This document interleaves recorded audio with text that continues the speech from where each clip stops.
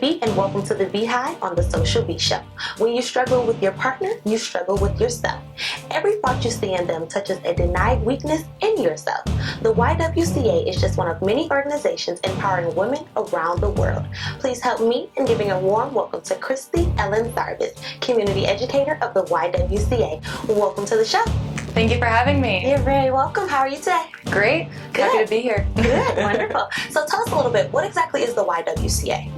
The YWCA of Kalamazoo is the first and oldest YWCA in the state of Michigan. The YWCA itself is the oldest and largest women's organization in the world. The mission is eliminating racism, empowering women, and working to promote peace, justice, freedom, and dignity for all women and children and men. Wow, and exactly what services do you provide to women and their families and to men as well? We provide three basic services. We have our domestic assault shelter. That's probably what we're most well known for in the community. It's really a safe haven for those who are trying to escape domestic violence situations. We have counseling and advocacy programs. We also have our sexual assault program, and that's made up of our sexual assault nurse examiners. So that's a program where someone can come in after sexual assault or being raped, and they can have all the forensic evidence done completely free of charge, and they're given all the necessary probiotics, prophylactics, the morning after pill, and it's all completely free and confidential. And we're open 365 days a year, 7 days a week. We also have our Children's Center program. It's a really fantastic accredited program. We have wonderful teachers, and we've got kids who are homeless, and we also have kids whose parents are doctors at Borges and Bronson, and when you walk in the classroom, you don't know the difference. Right. It's a really wonderful atmosphere and a fantastic place to work. Wow, that's very wonderful. So, because I know that I was in an unhealthy relationship before, and I wasn't really able to identify the signs of me actually being in that unhealthy relationship. So how can someone identify whether or not they're in an unhealthy relationship? There are some immediate signs, especially if you're first going out with someone. Are they in love with you at the first or second date, constantly calling or texting or wanting to monitor your social media activity, your phone, checking your texts? That's a red flag. As you move further into that relationship, also being isolated is a huge red flag. So maybe they don't want you hanging out with your friends or family anymore. I know that I've definitely had friends who started dating someone and kind of dropped off the face of the planet. That can be a big warning sign as well. And jealousy is another one. I speak in all the local high schools and colleges, and a common misconception about jealousy is that it's a kind of compliment, and it's really not. It's showing insecurities, and it's also showing someone trying to gain power and control over you. Definitely. I can really see how jealousy can be one of those things where it can be misconstrued, because you would think like, oh, they're just so into me, and like they really, really want me and me only, but then it's like, no, they're jealous, like it's an insecurity thing. And me being in my unhealthy relationship, I noticed that more and more as it kind of dwindled off into the end. So tell us, what exactly is domestic violence? Because we all have our own preconceived notions of what it is, but how is it actually defined? Domestic violence or intimate partner violence can be a series of coercive, controlling behaviors, really trying to gain dominance and specifically power and control over another person. And that can happen within a relationship and also outside of a relationship. So maybe a coworker or an authority figure, but we often see it within relationships, even marriages. Wow. And exactly, why do people stay with their abuser or their attacker? Why is that something that we do? There's a lot of reasons why victims stay with their abuser. Immediately, there's love, fear, economic reasons. So if someone doesn't have access to their financial resources, that can leave them very trapped. Also, children, having a safe place to live. Those are all reasons. But the thing with that question is it's also placing blame on the victim. So we really want to think about that, turning that around. Okay. Why are batterers battering? Why are people abusing? And thinking it from that perspective instead. We saw that a lot with the Ray and Janae Rice situation earlier this year. So just something to think about. That's definitely good. My mom always says, I talk about my mom all the time on the show, but my mom definitely always says all money isn't good money. And especially when it comes to like relationships like that, it's kind of like, no, just because he's providing for you or she's providing for you, that doesn't necessarily mean that that's the person for you, because all that is right now is the financial security, but for how long are you as secure as you really think that you are? So, you know, I can really see how that's an issue. So what exactly are the potential warning signs? Of course, besides isolation, jealousy, are there any more that, you know, people should be aware of?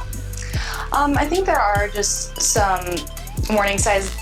In terms of batters, there's usually a sense of entitlement that they're deserving of ownership over another person. So that can be a red flag as well.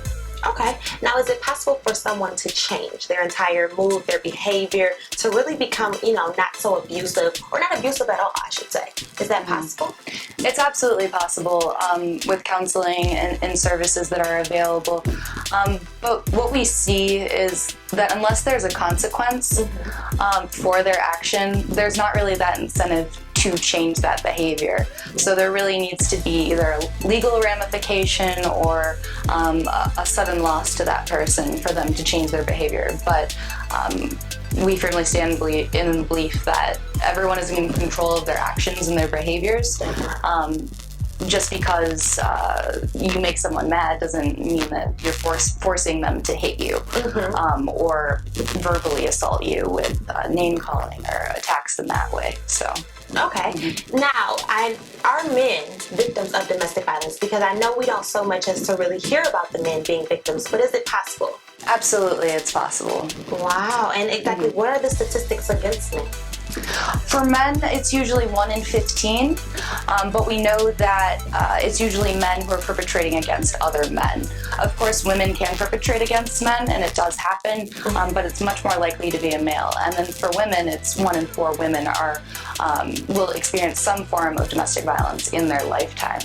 Oh, okay. And now, if I'm a victim of domestic violence, so someone who, you know, may not have just so happened to have suffered it, but they may be feeling as if though their relationship may turn into a domestic violence relationship, what resources are available for them?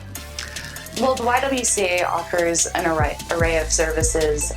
Counseling is one, our court accompaniment and advocacy. So helping someone get a personal protection order can be a really fantastic way of beginning that process. Setting those boundaries is really important. Okay. And now, where exactly can people go for more information? We're located right downtown. You're welcome to stop in, receive a tour, learn more about it. Our website is an excellent source, and we update our Facebook pages every day. Wonderful. Well, we have to take a very short break, but don't hit that pause button because Secrets of the Hive is next.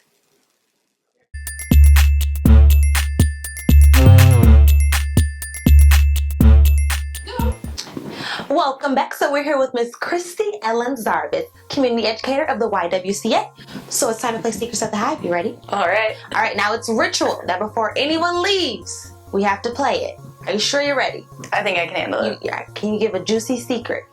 I can manage. Okay. All right. So what you're going to do, you're just going to spin the wheel on the hive. Whichever number it lands on, I'll read you the story starter. From there, you just give me your secret. All right? Go ahead and spin it. What's it gonna be? 4. My saddest moment was... Recently, I lost my 18-and-a-half-year-old dog. So that was really hard, but she lived a really long and wonderful life. So what type of dog? She was half beagle and half fox terrier. Ooh, she's a little bit something there. What's her name? Zoe. Oh, see, I have a pandy. She's a little shih tzu. She's like a little teacup. She doesn't do anything. Just kind of stands there. Was Zoe playful? No, she really did her own thing. She was a free spirit.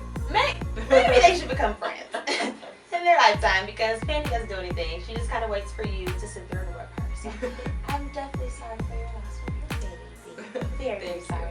So go ahead and just spin it one more time for me.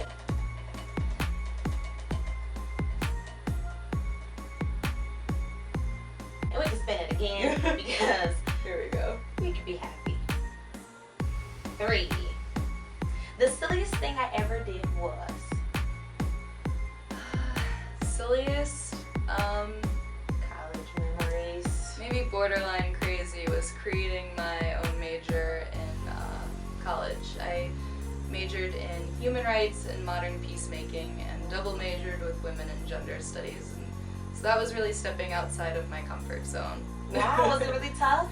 It was tough creating it from scratch, but I had supporting faculty, and it was a really enriching experience. So. Wow, that's wonderful. You get to just create amazing. You follow your own guidelines. Nope, not that teacher, not this teacher. You, Pretty you're much. the right one.